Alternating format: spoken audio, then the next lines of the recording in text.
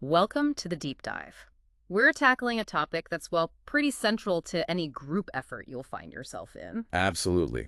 Whether you're officially the boss, part of a team project, or just, trying to get things done with others. Exactly. We're talking about leadership. And for this deep dive, we've got a really great set of sources you provided. We'll be digging into all sorts of theories, different styles, and how it all actually works in practice. Yeah, our mission today is to sort of cut through all that, unpack these sources, and pull out the key insights. I think of it as your shortcut, maybe. A way to grasp the core ideas of leadership and why they really matter. So let's start right at the beginning. The sources lay out this fundamental idea.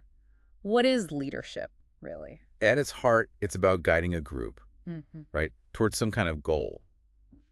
But it's more than just having the official title. It's about influence. Exactly. Influencing people to perform, often getting them to go above and beyond what's just, written in their job description. I like that. Influence, not just authority.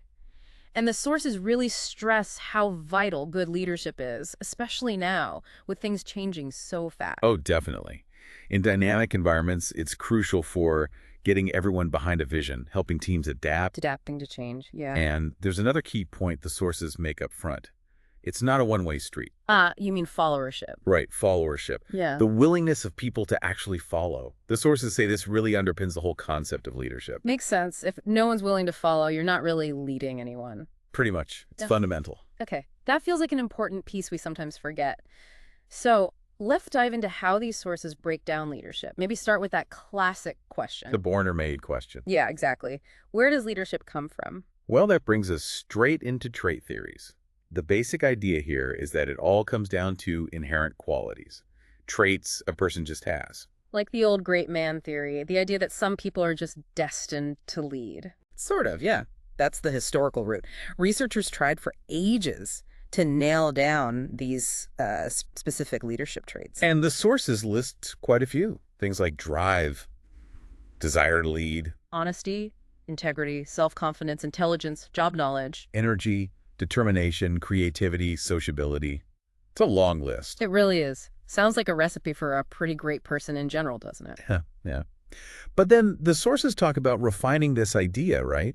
With neo-charismatic or neo-trait theories. Exactly. They look at similar traits, intelligence, self-confidence, energy, integrity, creativity, but add a really important twist. Right. That some of these can be developed through things like training, mentoring. Ah, okay. So maybe not entirely born with it. Yeah. Things like confidence or knowledge, you can build those. Which is, a bit more encouraging for the rest of us. Definitely.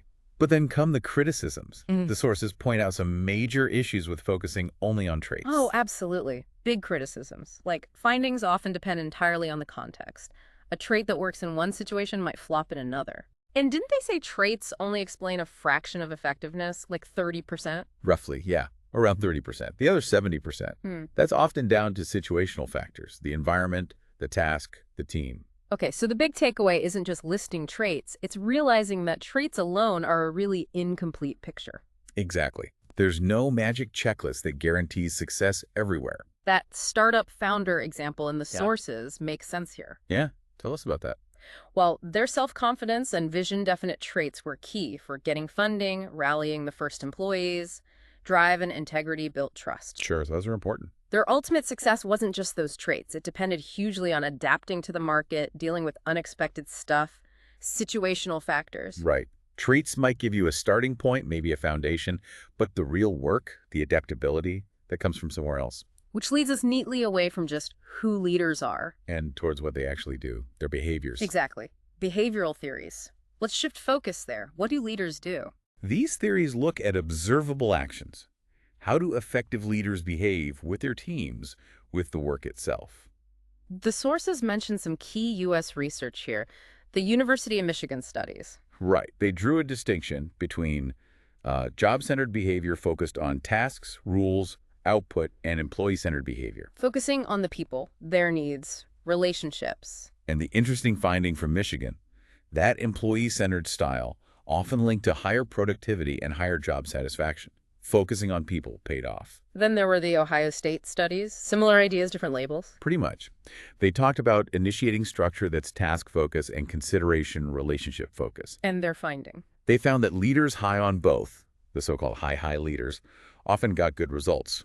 Though, again, they noted that context still mattered. It wasn't always the best. So these two dimensions, task and people, seem really fundamental. They pop up again in the managerial grid, right? Blake and Mouton. Absolutely. The grid is a really neat way to visualize this. It plots concern for production on one axis and concern for people on the other, both on a 1 to 9 scale. Okay, so where a leader falls shows their style. Low, low is impoverished management. Yeah, minimal effort on either front, just getting by. Then high production, low people, 9. That's task management. Very focused on output, can be quite autocratic. The opposite corner, high people, low production, 1, 9. Country club management. Friendly place to work, maybe, but results might suffer. Smack in the middle, 5, 5 is middle of the road. Compromise. Trying to balance both, yeah. But the sources suggest it might lead to just average performance. And the ideal, according to the grid, is top right, 9, 9, team management. Right. High concern for both production and people, integrating tasks and relationships effectively. That's presented as the sweet spot for high performance and morale. Like a leader who sets clear goals, but also really listens and supports the team. Exactly, that balance, making sure the work gets done and people feel valued and engaged. The sources also bring up Lewin's classic styles: autocratic, democratic, laissez-faire. Yep, another way to think about behavior. Autocratic. Leader decides, tells people what to do. Can be useful in a crisis, maybe? Quick decisions needed. Sure, but used all the time. It can really kill motivation. Democratic involves the team, delegates. Builds buy-in, boosts morale, often sparks creativity. Yeah. But yeah, it can take the whole- Laissez-faire. Kind of hands-off. Very hands-off. Minimal intervention. Might work for, say, a team of highly skilled experts who just need space. But big risks if there's no direction. Right. Confusion, lack of coordination. Definitely needs careful handling. That software sprint example from the sources illustrates this well. Oh, yeah. Fixing a critical bug, maybe a quick autocratic directive works. But brainstorming new features, you want that democratic input. And maybe let the senior engineers run with complex tasks with a bit more laissez-faire. As long as there's still overall coordination and oversight, as the source points out. Mhm. It's about picking the right tool for the job. It really highlights that no single behavior is always right. Which ties into the Tannenbaum and Schmidt continuum too, doesn't it? Another behavioral spectrum. Right. It shows a range of leader behaviors, specifically around decision-making. Yeah. From the leader telling, making the decision alone. All the way to joining, where the group essentially makes the decision, maybe with the leader as just another member. And the key idea is that the right point on that continuum depends on several factors. Like the manager's own values and confidence, the team's willingness and skills. Exactly. And situation factors, too. How urgent is it? What's the company culture? How complex is the problem? So a manager might sell a decision for a routine product launch, explaining why it's the right way. But if they're exploring a totally new market, Yeah. they might need to consult the team or even join in a group decision because they need that collective input. It all comes back to, it depends, doesn't it? It really does. Which is a perfect segue into the next major set of theories. Contingency and situational theories. Finally acknowledging that context is king. Precisely. The core idea here, there's no single best style. Effectiveness depends heavily on matching the leader's approach to the situation.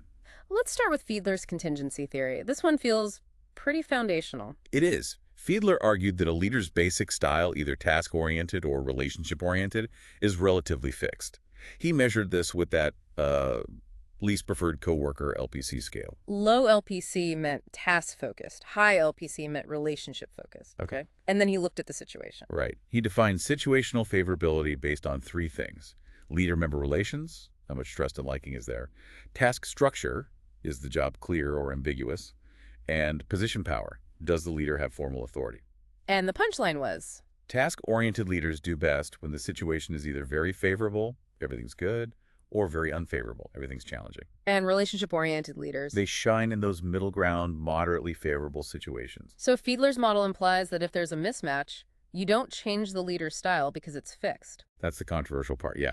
His suggestion was you either change the situation to fit the leader, or you, well, change the leader. Wow, okay. Like that crisis response team example, very unfavorable, so task-oriented leadership works best. Directives needed. But a stable team with good relationships, moderately favorable. That's where the relationship-oriented leader thrives, building cohesion.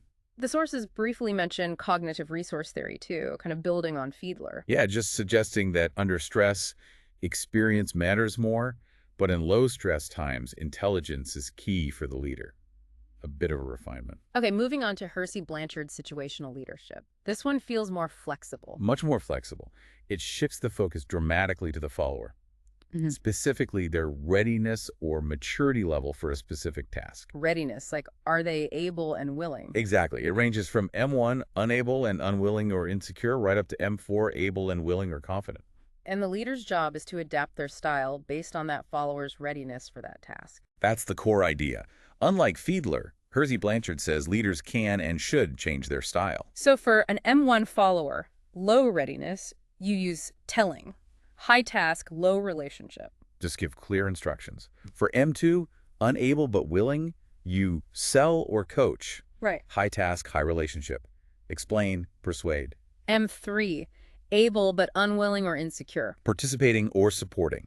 Low task, high relationship. Build their confidence, involve them. And M4, the star performer, able and willing. You delegate. Low task, low relationship. Hand over the reins, trust them. This feels very practical. You see it constantly. The new intern needs telling. The skilled but hesitant employee needs supporting. And the experienced senior just needs you to delegate. It adapts to the individual. Very much so. Then there's path goal theory. This one connects leadership to motivation. Right, it brings in expectancy theory ideas. The leader's job is to clarify the path. Clarify the path to the goals, yes. Yeah. And remove obstacles, make sure the rewards for reaching the goal are clear and valued. Basically make it easier and more worthwhile for followers to succeed. And like the others, it says different leader styles fit different situations. Absolutely, depending on the task and the follower. Directive style for ambiguous tasks. Supportive for routine, maybe boring tasks. Achievement-oriented for challenging tasks. Yeah. Participative for complex, unclear ones. You got it. And you also consider things like the task structure, the team dynamics, and the follower's own traits, like their experience or locus of control. So launching a new product, unclear, non-routine, might call for a participative style, getting team input. Whereas managing routine data entry clear, Yeah. maybe dull might need a more supportive style to keep morale up. Okay. One more contingency model mentioned is Room Yetanjago, focused on decisions. Specifically on decision-making participation. How much should you involve your team? It's about balancing decision quality with team commitment. And it uses a kind of decision tree based on factors like importance, information, time pressure. Right. It guides the leader towards the best approach. Maybe autocratic, decide alone, consultative, get input then decide, or group, let the team decide. So allocating resources where team input is vital, maybe consultative if you have time. But an urgent safety issue where only the leader knows the facts, probably autocratic. Got it. So all these contingency theories hammer home that adaptability and reading the situation are absolutely crucial. Couldn't agree more. But leadership isn't just about adapting to the present. It's also about driving change, inspiring people. Which brings us to the contemporary theories, starting with transactional leadership. This is the bread and butter, maybe? It's based on exchange, a transaction. Leader gives rewards, follower performs, quid pro quo. Pretty much. Yeah, Key components are contingent reward. If you do X, you get Y, and management by exception. which is? Leader steps in only when things go wrong, either actively looking for problems or passively waiting for them to surface. This sounds good for managing routine stuff, ensuring accountability, hitting clear targets, like that sales manager example. Exactly. Commissions are contingent reward. Intervening when sales dip is management by exception. Great for stability and short-term goals. But then there's transformational leadership, going beyond just the transaction. Way beyond. This is about inspiring followers to look past their own self-interest, to commit to a bigger vision. It's about changing people, not just managing tasks. And the sources break this down into the 4 I's. Right.